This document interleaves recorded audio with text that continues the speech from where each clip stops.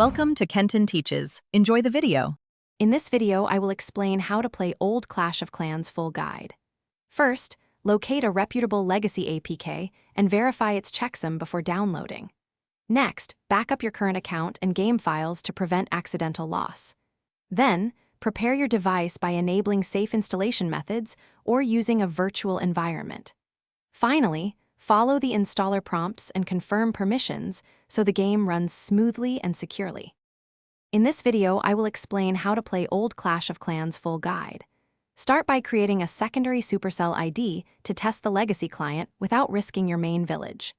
Keep two-step verification active and review connected devices regularly. Only use installers from trusted sources and verify checksums to avoid tampered files. If anything seems suspicious, pause and research, because safety keeps your progress and personal data secure. In this video, I will explain how to play Old Clash of Clans full guide. Focus on core mechanics that differ from modern versions, like troop hit points and spell scaling.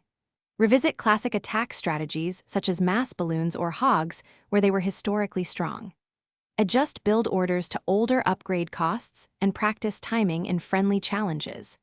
Embrace the nostalgia while refining your technique for the legacy meta to stay competitive.